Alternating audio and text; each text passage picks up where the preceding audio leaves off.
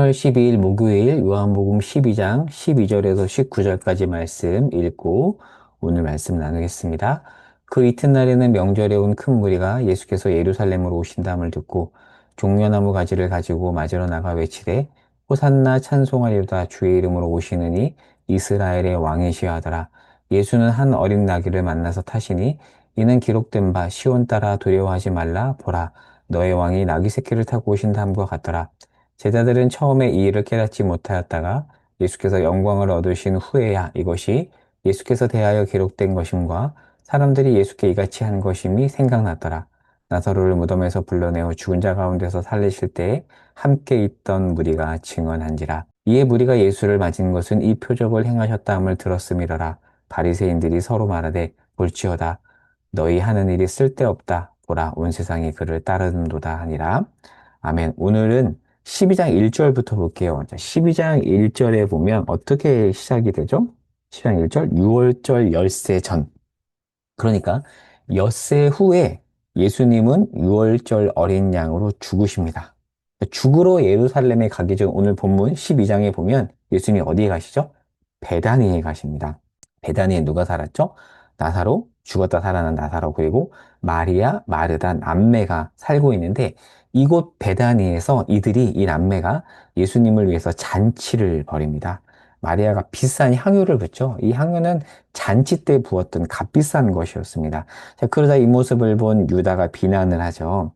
베다니는 어떤 동네냐면 예루살렘 외곽에 있는 곳으로서 예루살렘에서 부정하다고 낙인 찍힌 사람들, 나병 환자들이나 중풍병자들이나 이런 사람들이 모여 살던 그런 가난한 동네였습니다. 자, 이곳에는 성전도 없고요, 제사장도 없습니다.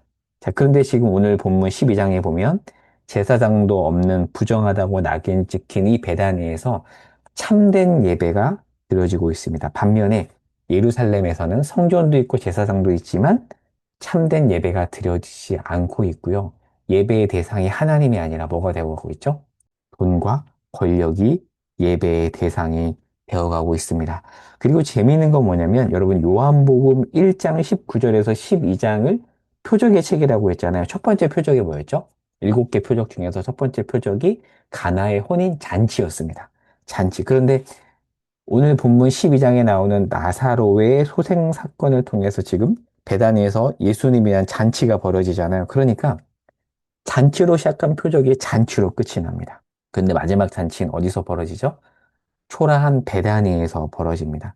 예루살렘의 화려한 잔치에 비하면 초라한 잔치인데 참다운 잔치이죠. 그래서 이 내용을 통해서 우리가 이렇게 질문해 볼 수 있어요. 우리는 지금 어디에서 예배를 드리며 무엇을 예배하며 어떤 잔치에 참여하고 있는가? 여러분, 한번 생각해 보세요. 나는 지금 어디에서 예배를 드리고 있는가? 그리고 나는 무엇을 진정으로 예배하고 있는가? 그리고 나는 어떤 잔치에 참여하고 있는가 생각해 보시고요. 조금 더 가보도록 할게요. 이제 오늘 본문 12절부터 보면 이제 예수께서 예루살렘에 입성하십니다. 여러분 12장 1절에서 6월절 엿새 전이라고 했죠. 6월절이 금요일 저녁이거든요. 그러니까 1절에 6월절 엿새 전은 토요일 저녁쯤이에요. 그리고 오늘 본문 12절은 그 이튿날이에요. 그러니까 주일이죠. 종료주일입니다. 우리가 보통 종료주일이라고 하는 그 주일이에요. 오늘 본문 시점이. 보통 종료주일은 우리가 부활절 전 주일이죠. 그리고 종료주일 다음 월요일부터 고난주간으로 지키잖아요. 자, 이런 어떤 시간 순서를 염두에 두고 읽으면 내용이 더 잘 이해됩니다. 여러분, 6월절은 큰 명절이기 때문에 디아스포라 유대인들이 성전에 방문하기 위해서 예루살렘에 모이니까 이 6월절 즈음에 사람들이 굉장히 많이 몰려듭니다. 그러니까 지금 예수님이 예루살렘에 입성하신 때는 이 수많은 인파들이 모인 때죠.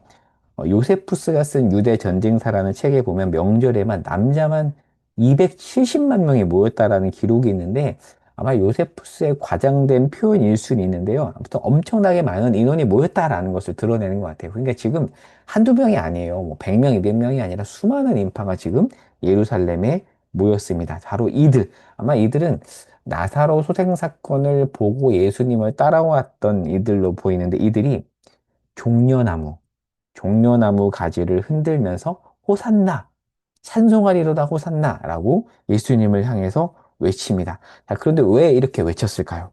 진정 십자가의 길로 가는 예수를 따르기 위해서 그렇게 부른 것이 아니라 이들이 왜 이렇게 외쳤냐면 예수가 로마로부터 자기 민족을 구원하고 힘으로 다스릴 왕이 되기를 바라는 마음으로 외친 겁니다. 그 욕망을 가지고 외친 거죠. 그런데 예수님은 그들의 기대와 달리 구약에서 예언된 것처럼 화려한 흔한 개선 장군이 타는 말이 아니라 나귀 새끼를 타고 뒤뚱뒤뚱 걸어가십니다. 그러면서 대중들의 환호에 마음을 두지 않으십니다. 오늘날로 따지면 유튜브 조회수가 막 몇십만, 좋아요 막 몇만 개, 거기에 마음을 두지 않고요. 뚜벅뚜벅, 뒤뚱뒤뚱 자기의 길을 걸어가십니다. 오늘 말씀을 두 가지로 정리하고 적용해 볼게요. 첫 번째, 대중들의 이 호산나 소리, 이 소리는 진정 예수님을 깊이 갈망하는 소리였을까? 아니죠.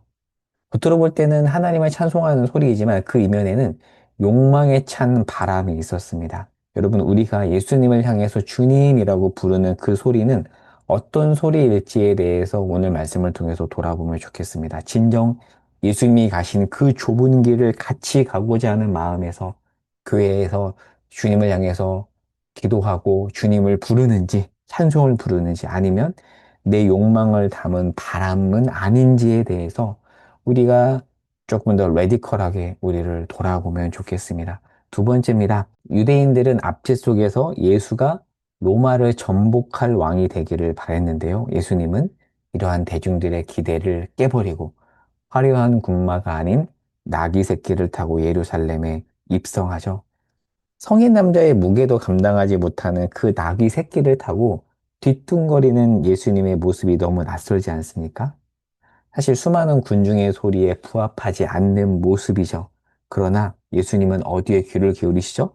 그 군중의 땐 기대의 소리가 아닌 구약에서 예언된 하나님의 소리에 집중하며 그 길을 가십니다.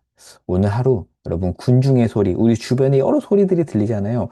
그 소리가 아니라 낯설지만 때로는 거부하고 싶지만 세밀한 그 주님의 음성에 귀를 기울일 수 있기를 바랍니다. 이 아침에 기도할 때 그런 기도를 하면서 나아갔으면 좋겠어요.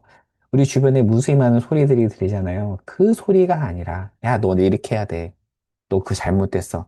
물론 우리가 때로는 어드바이스로 들어야 되지만 이 아침에는 그 소리보다는 정말 하나님의 때론 낯선 그 세미한 소리에 귀를 기울이며 나갔으면 좋겠습니다. 그리고 이렇게 기도할까요? 주님, 세상의 소리가 아니라 낯설게 다가오는 세미한 주님의 음성에 귀를 기울이며 반응하는 우리가 되게 해 주십시오라고 기도하며 나아가는 이 아침이 되기를 바라며 기도하겠습니다. 주님, 수많은 소리들이 우리에게 들려옵니다.